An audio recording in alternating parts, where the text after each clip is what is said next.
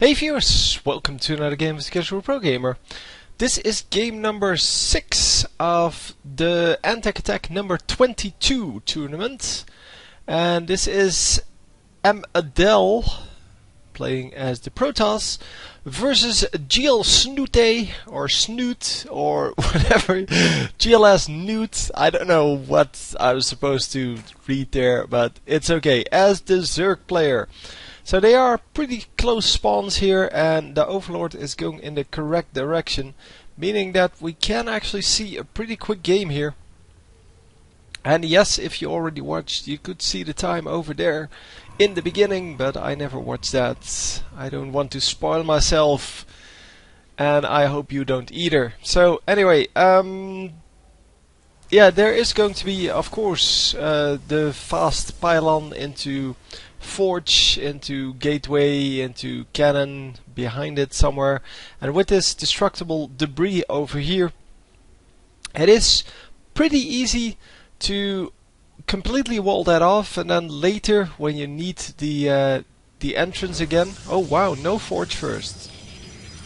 But once you need to get out of your base, you can just destroy the debris and you will be fine. So this is actually a really nice setup for the Protoss players who don't need to have this small gap in their defense. Well, the small gap normally is no problem, but it can be a problem at some point because the Zerglings can sneak through it. So the Overlord coming in and immediately not just scouting but actually going through the entire base. And we normally see that people are tend to be a little bit more careful with revealing where they are on the map. But yeah, the Protoss player obviously now knows where the Zerg player is. So immediately plopping down that cybernetics core, not intending to build come on, a forge. That's the name I was looking for. So no fast expansion yet, and that's why he plants his Overlord right there. And let me switch the colors on you. Okay, we can't do that. So we are going to have to work with this awkward red.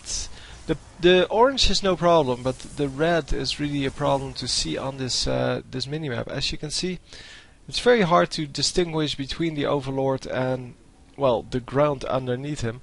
Oh, I might actually just do this. Well, it doesn't make it a whole lot better. Makes it a little bit better, but it also makes it a little more confusing. Anyway, he does keep the little bit of a gap in there, and the Zealot is going to block that gap. There comes the expansion, and I'm pretty sure the Overlord saw that. Hang on. No, he actually did not see that. He is going to scout right now. And there you go. Now he sees it. So does the Protoss player still hasn't scouted at all yet. He has no clue what's going on in the other side of the, well, in the base of the other player. So he may be doing a super rush. Well, preparing that, so preparing for like 20 roaches moving in right now. It may also be, just what it is, the economy build, because there are no units out for this this Zerg player, which is kind of the standard way to play, I guess. Well, build drones for as long as you can, and then once you have to build attack troops, or well, rather defensive troops, you just build a whole lot of them at the same time. So loads of drones produced. As I said, 3 bases now, and the Protoss player is getting into well, full macro mode as well. He, however, does have to produce units, so that puts him a little bit behind on the Zerg, where it goes to how much you can invest in your economy. But yeah, it's there's 10 between them currently, so 10 more drones than there are probes. But the probes, yeah, they seem to build a little bit quicker. They also can just do a whole lot They the probes can just get chrono boosted if he wants to, and the chrono boost is of course a very useful tool for getting more probes out in a short amount of time. But he can actually amplify the amount of probes produced by building more nexi, whereas on the enemy side that really isn't the case. And wow, a reasonably sized army coming in. The one pylon being built to warp in more troops, so to warp in the reinforcements. And yeah, he is now going to produce the troops necessary to defend this. And there they are, the roaches coming out. Roaches fresh from the eggs, going to do some damage here. And a couple of these drones getting caught outside of the base. That is very uncool. So he sniped something like 6 actually. Wow, 6 workers killed already. And yeah, that's a big deal. So the income is currently higher for our Zerg player, but that's because, well, he has more. He has more bases going. They do have the same amount of workers, but wow, the Protoss player really defensive, just standing on the outside of the base, waiting for this this new opening here to be destroyed.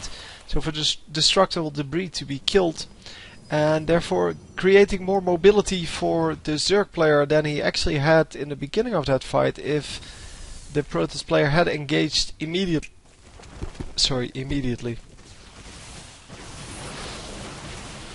So the roach is getting walled in here, and wow, actually doing a great job there, splitting this army, getting 3 free roaches once again.